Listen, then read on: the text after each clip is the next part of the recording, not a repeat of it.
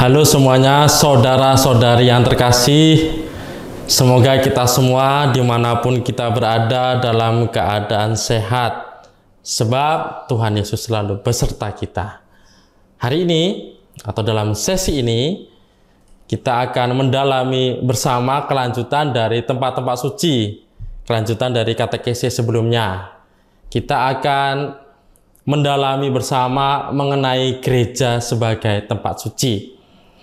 Silakan dipersiapkan buku hukum gerejanya atau saudara-saudari yang memiliki file PDF-nya. Kita baca bersama-sama dari Kanon 1214. Kanon 1214 mengatakan, dengan sebutan gereja dimaksudkan bangunan suci yang diperuntukkan bagi ibadat ilahi, di mana umat beriman berhak untuk masuk melaksanakan ibadat ilahi, terutama ibadat yang dilangsungkan secara publik. Dari kanon ini kita akan mengenal unsur yuridis utama yang mendefinisikan gereja, berbeda dari sebuah oratorium, kanon 1223, atau kapel pribadi, kanon 1226.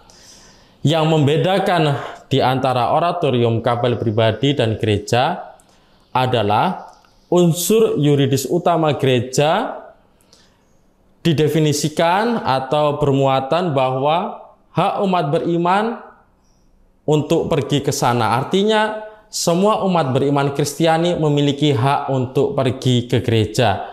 Oleh sebab itu, saudara-saudari yang terkasih, jangan takut, jangan ragu. Kita harus mau pergi ke gereja untuk berdoa, untuk bermeditasi, atau untuk berkeluh kesah dengan Tuhan, sekaligus mengucapkan syukur kepada Tuhan di dalam gereja. Sebab apa? Sebab umat beriman Kristiani dijamin haknya untuk pergi ke gereja. Kemudian dari kanon 1215, di sana menunjukkan persyaratan untuk pembangunan gereja. Pertama-tama diperlukan persetujuan yang tegas dan tertulis dari uskup diosesan. Persetujuan verbal atau implisit, atau hanya dibicarakan atau diomong saja, itu harus dianggap batal demi hukum. Bahkan, saudara-saudari yang terkasih, administrator diosesan tidak dapat memberikan persetujuan itu jika ia tidak menerima fakultas khusus dari tahta suci. Pada kanon ini ada satu kata kunci yang hendak kita dalami bersama, yaitu didirikan. Kata mendirikan ini atau kata didirikan ini memiliki dua cabang arti. Yang pertama yaitu pendirian dari penggunaan bangunan yang sudah ada. Dan yang kedua, pendirian yang pembangunannya memang dimulai dari awal. Nah, jika demikian, apa maksud dari kata didirikan dalam kanon ini? Apakah keduanya atau yang pertama, yaitu pendirian dari penggunaan bangunan yang sudah ada, atau yang kedua? Kata mendirikan atau didirikan pada kanon ini maksudnya adalah pendirian dari awal. Di sini uskup harus memeriksa alasan mengapa pembangunan gereja baru itu diperlukan. Untuk tujuan ini, uskup mendengarkan pendapat para pastor paroki dan rektor gereja-gereja yang dekat dengan pembangunan gereja baru itu. Dan juga berdasarkan kodeks baru hukum kanon ini, didengarkan pendapat dari Dewan Imam. Nah, pendapat mereka itu akan membantu untuk menilai kebutuhan dan sarana yang diperlukan untuk pembangunan gereja baru. Hal ini adalah wajib, dimaksudkan sebagai suatu kegiatan yang wajib.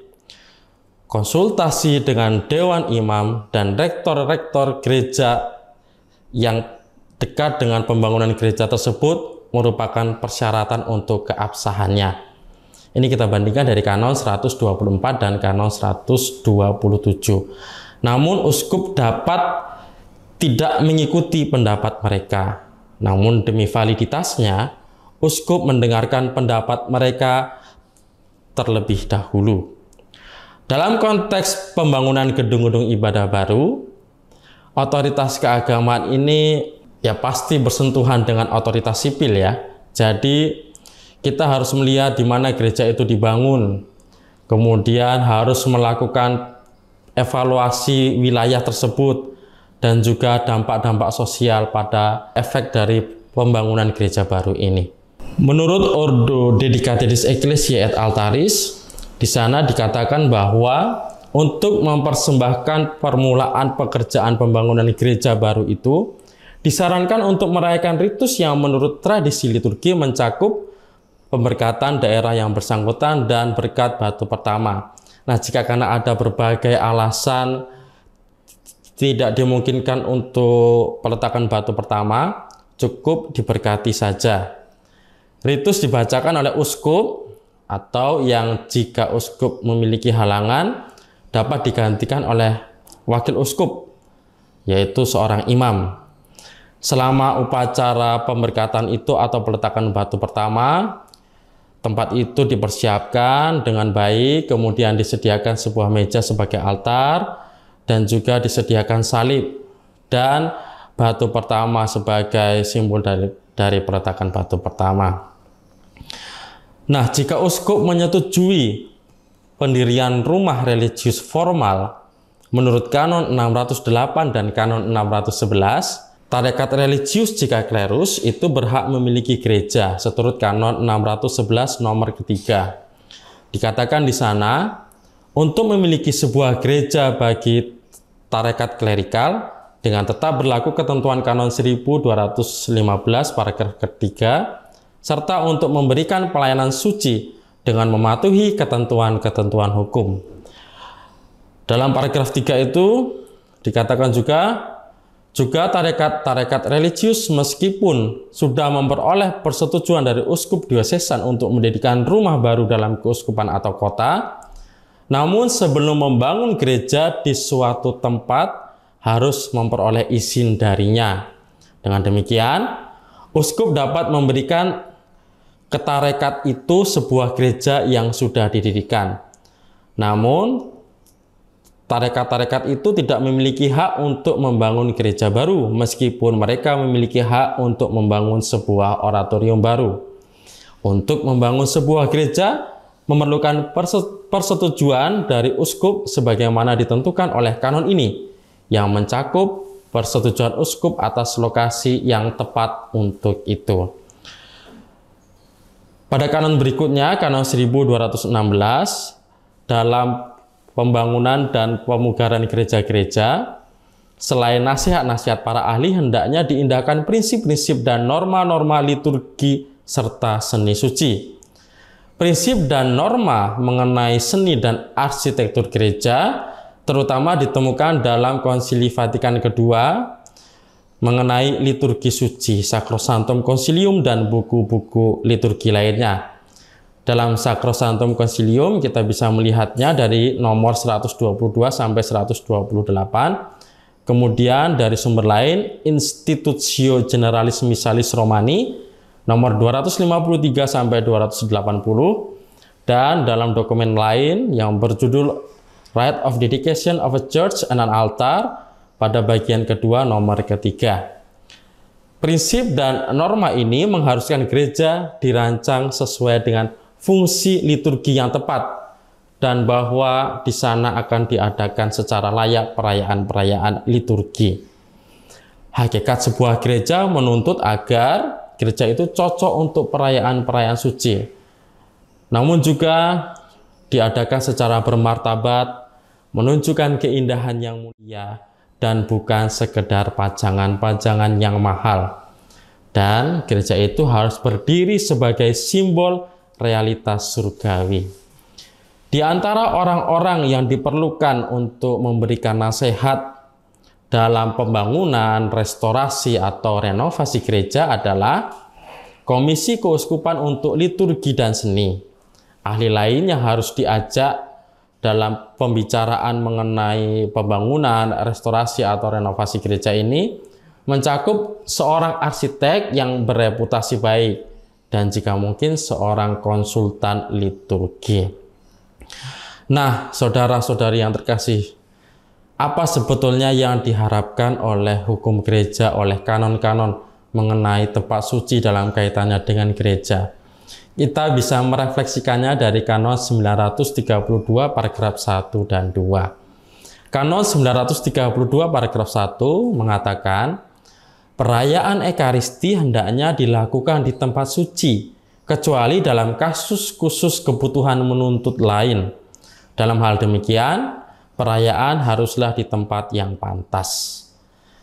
Masih pada kanon yang sama di paragraf kedua, kurban Ekaristi haruslah dilaksanakan di atas altar yang sudah dikuduskan atau diberkati.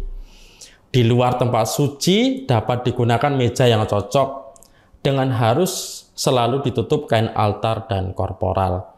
Nah, harapan yang diungkapkan dalam kanon adalah bahwa sebuah gereja baru harus didedikasikan atau setidaknya diberkati segera setelah selesai. Nah, ini umat bersama dengan romo-romo yang berada di parokinya dibicarakan bersama kapan akan diberkati, kemudian menghubungi ordinaris wilayah atau uskup diosesan agar jika mungkin segera setelah pendirian atau pembangunan semuanya sudah beres, gereja itu dapat didedikasi atau diberkati.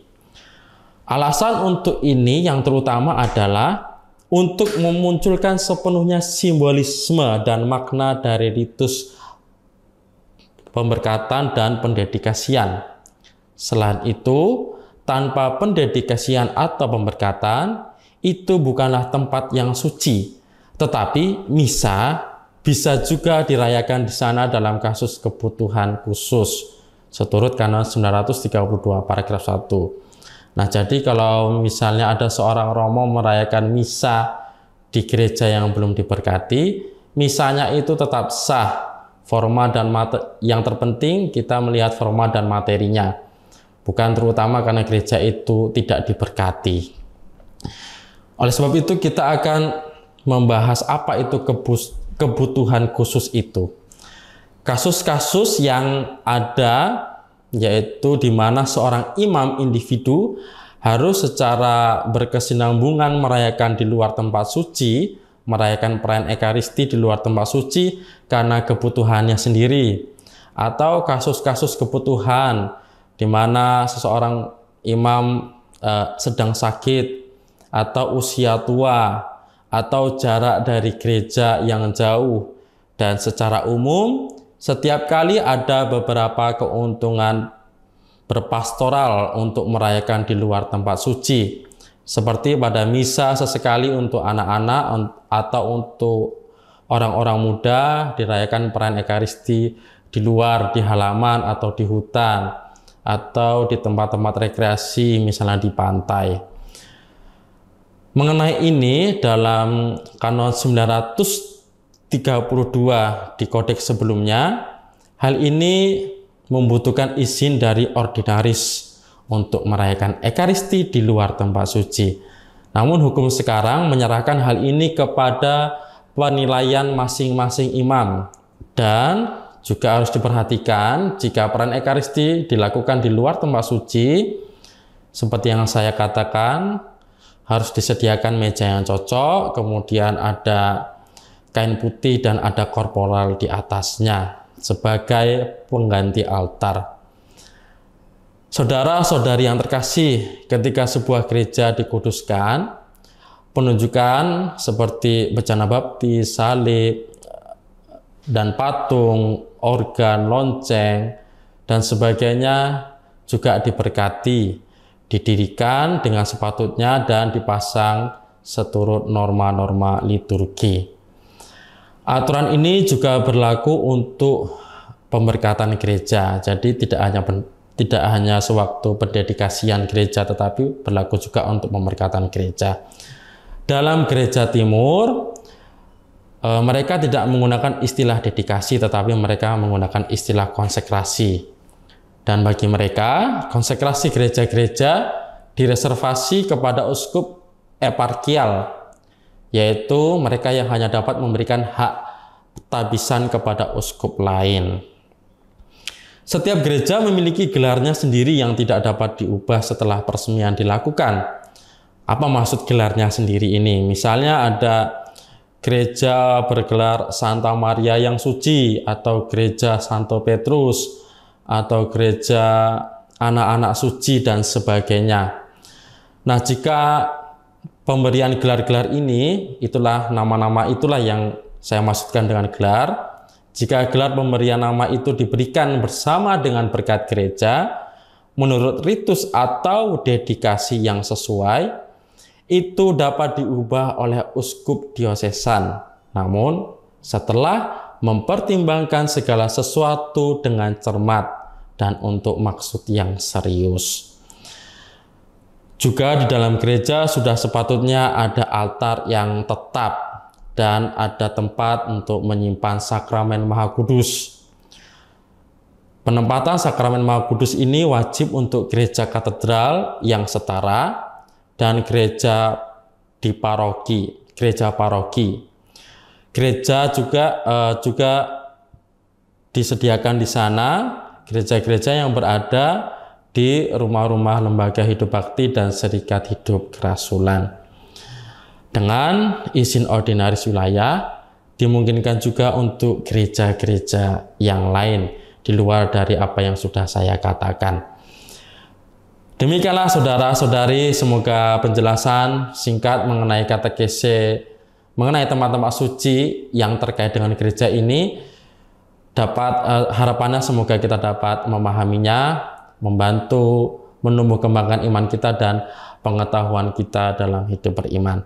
Sekian katekese pada kali ini, dan kita akan melanjutkan katekese berikutnya. Saya ucapkan sampai jumpa.